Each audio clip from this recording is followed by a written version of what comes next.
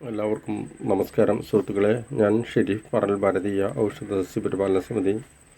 ഞാൻ പരിചയപ്പെടുത്തുന്നത് ഇന്ന് നമ്മളുടെ ഔഷധക്കഞ്ഞി വെക്കുന്നതിന് വേണ്ടിയിട്ട് എടുത്ത ഒരു മരുന്നാണ് ഇത്. നാടൻ ഭാഷയിൽ മൂലപ്പെരു എന്നാണ് പറയുക.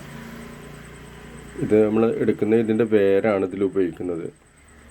അപ്പോൾ അങ്ങനെ പല മരുന്നുമാണ് ഔഷധക്കഞ്ഞിയിൽ ഉപയോഗിക്കുന്നത്. ഇത് നിങ്ങൾക്ക് മനസ്സിലാക്കാൻ വേണ്ടിയാണ്. സാധാരണ ഈ ഒരു കാലഘട്ടത്തിൽ ഇതൊക്കെ കഴിക്കുന്നത് നമുക്ക് ഒരുപാട് നല്ലതാണ്. ഈ കർക്കിടക മാസത്തിലാണ് ഇതൊക്കെ ചെയ്യാറുള്ളത്. നമ്മളിന്ന് പലതരം രാസമരുന്നിൻ്റെ പിന്നാലെയാണ്. ഇങ്ങനത്തെ ഒന്നും ഉപയോഗപ്പെടുത്താത്തത് കാരണമാണ് ശരീരത്തിന് പ്രതിരോധം ഇല്ലാത്തത്. ഈ മൂലപ്പെരുവിൽ എന്തൊക്കെയാണ് ഗുണങ്ങൾ നോക്കാം. ഈ കുഞ്ഞുങ്ങൾക്കൊക്കെ അല്ലേ ഈ വയറിളക്കത്തിന് ഇതിൻ്റെ വേര് ചൂടുവെള്ളത്തിൽ അരച്ച് കൊടുക്കുന്ന പരിപാടിയുണ്ട്. ഓസ്റ്റിയോപെറോസിസ് എന്ന് പറഞ്ഞ ഒരു രോഗത്തിന് ഇത് ഉപയോഗിക്കുന്നുണ്ട്. അൾസറിന് വളരെ നല്ല റിസൾട്ടാണ് ഇതുള്ളത്. കോശങ്ങളുടെ ജ്വലനം എന്നിവയ്ക്കും ഈ ചെടി മരുന്നായിട്ട് ഉപയോഗിക്കുന്നുണ്ട്.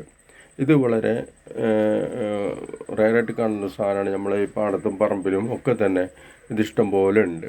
അപ്പോൾ ഈ സമയത്തൊക്കെ തന്നെ ഇതിൽ നമ്മൾ ഈ ഔഷധക്കഞ്ഞിയിലൊക്കെ ഇതിൻ്റെ വേര് ഉപയോഗിച്ച് അമ്മിയിൽ അരച്ചിട്ടാണിത് ചെയ്യുന്നത്. ഇന്നിപ്പോൾ ഞാനിത് എടുത്തു അമ്മിയിൽ അരച്ചിട്ട് തന്നെയാണ് ഞങ്ങൾ കഞ്ഞി വെക്കുന്നത്. അപ്പോൾ നമ്മൾ വെക്കുന്ന അതേ രീതിയിൽ തന്നെ മറ്റുള്ളവർക്കും പറഞ്ഞു കൊടുക്കണം.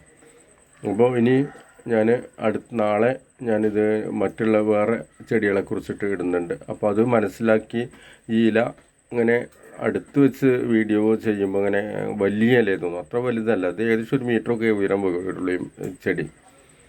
അപ്പോൾ ഒക്കെ ഇങ്ങനെ പേരുകളിൽ മൂവിലെയും ഇതും മാറും. കാരണം മൂവിലയുടെ ഇലയും ഇതും ഏകദേശം ഒരേപോലെയാണ് കാണുന്നത്. അപ്പോൾ ചെറിയ വ്യത്യാസങ്ങൾ വരുന്നുള്ളൂ. അപ്പോൾ അത് മനസ്സിലാക്കി എടുക്കലൊരു പ്രശ്നം തന്നെയാണ്. അപ്പോൾ കാരണന്മാർക്കൊക്കെ ഇത് അറിയുന്ന ആളുകളുണ്ടാകും വീടിൻ്റെ ചുറ്റുഭാഗത്തും. അവരോട് ചോദിച്ച് നമ്മളുടെ കുട്ടികളൊക്കെ ഇനി പഠിക്കേണ്ടത് ഇങ്ങനെയൊക്കെയാണ്. നമ്മൾ ഒരുപാട് ഡിഗ്രിയൊക്കെ കഴിഞ്ഞ് വന്നു എന്താ അറിയാന്ന് വെച്ചാൽ ഒന്നും അറിയില്ല. ഒരു കാപ്പി ഉണ്ടാക്കാനും കൂടി ആർക്കും അറിയില്ല. ആ ഒരു രൂപത്തിലാണ് നമ്മളുടെ നാട്ടിലെ പോക്ക്. അപ്പോൾ ഇതൊക്കെ പഠിക്കുക, മനസ്സിലാക്കുക. Okay, thank you.